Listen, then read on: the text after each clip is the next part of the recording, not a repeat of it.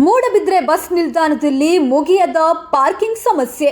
Bus ನಿಲ್ದಾಣದಲ್ಲಿ ಬಸ್ಗಳು ನಿಲ್ಲಲಾಗದೆ ನಿರಂತರ ತೊಂದರೆ. ಮೂಡಬಿದ್ರೆ ತಾಲೂಕಿನಾದ್ಯಂತ ದಿನ ಕಳೆದಂತೆ ವಾಹನ ದಟ್ಟಣೆ ಹೆಚ್ಚುತ್ತಿದೆಯೇ ವಿನಃ ಕಡಿಮೆಯಾಗೋದು ದೂರದ ಮಾತು.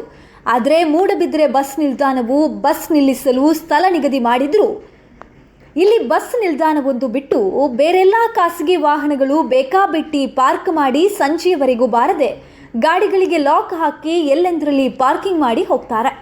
ಆದರೆ ಈ ಬಿಲ್ಡಿಂಗ್ನಲ್ಲಿ ಕಾರ್ಯನಿರ್ವಹಿಸ್ತಾ ಇರುವ ಮಾಲೀಕರು, ಉದ್ಯೋಗಿಗಳಿಗೆ, ಪ್ರಯಾಣಿಕರಿಗೆ ಬಸ್ ನಿಲ್ದಾಣ ಯಾವುದೆಂಬ ಗೊಂದಲಕ್ಕೀಡಾಗ್ತಾರೆ. ಪುರಸಭೆ, ಪೊಲೀಸ್ ಇಲಾಖೆಯ ಗಮನಕ್ಕೆ ತಂದರೂ ಯಾವುದೇ ಪ್ರಯೋಜನವಾಗ್ತಾ ಇಲ್ಲ.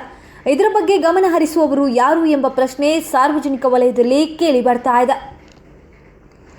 ಈ ಹಿಂದೆ ಹೋಮ್ ಗಾರ್ಡ್ ಒಬ್ಬರನ್ನು ನೇಮಿಸಿ ಇಂದಿರಾ ಗಾಂಧಿ ಬಿಲ್ಡಿಂಗ್ನಲ್ಲಿ ವ್ಯವಹರಿಸ್ತಾ ಇರುವ ಉದ್ದಿಮೆದಾರರೇ ಅದರ ಮೊತ್ತವನ್ನು ನೀಡಿ ಪಾರ್ಕಿಂಗ್ ಬಗ್ಗೆ ನಿಗಾ ವಹಿಸಿದ್ರು.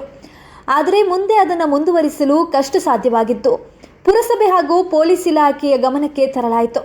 ಈ ಬಗ್ಗೆ ಸೂಕ್ತ ಕ್ರಮ ಕೈಗೊಳ್ಳಲಾಗುವುದೆಂದು ಹೇಳ್ತಾರೆಯೇ ವಿನಃ ಯಾವುದೇ ಕ್ರಮ ಕೈಗೊಳ್ಳೋದು ಕಾಣ್ತಾ ಇಲ್ಲ.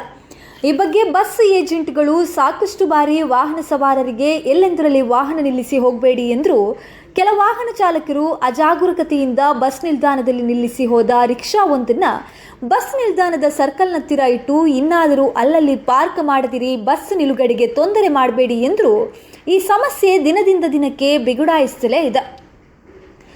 ಬಸ್ ನಿಲ್ದಾಣದಲ್ಲಿ ನಾರವಿ, ಶೀರ್ತಾಡಿ, ಹೊಸ್ಮಾರು, ಇರುವೈಲು ಬಸ್ಗಳು ಬಂದರೆ ಓರೆಕೋರೆಯಾಗಿ ಬಸ್ಸನ್ನು ನಿಲ್ಲಿಸಬೇಕಾಗ್ತದೆ. ಇಲ್ಲಿ ಬಸ್ಸು ನಿಲುಗಡೆ ಎಂದು ಬೋರ್ಡ್ ಅಳವಡಿಸಿದ್ರು ಬಸ್ಸೊಂದು ಹೊರತುಪಡಿಸಿ ಎಲ್ಲ ಖಾಸಗಿ ವಾಹನಗಳೇ ತುಂಬಿ ಹೋಗಿದೆ. ಈ ಅಡಚಣೆಯಿಂದ ಮುಕ್ತಿ ಇಲ್ಲವೇ ಎಂದು ಸಾರ್ವಜನಿಕರು ನಿರಂತರವಾಗಿ ಗೊಣಗಿಕೊಳ್ಳುವಂತಾಗಿದೆ. ಈ ಸಮಸ್ಯೆಯನ್ನು ಪುರಸಭೆ ಹಾಗೂ ಮೂಡಬಿದ್ರೆ ಪೊಲೀಸ್ ಇಲಾಖೆ ಸಂಬಂಧಪಟ್ಟ ಅಧಿಕಾರಿಗಳು ಯಾವಾಗ ಮುಕ್ತಿಗೊಳಿಸುತ್ತಾರೆಂದು ಕಾದು ನೋಡಬೇಕಾಗಿದೆ.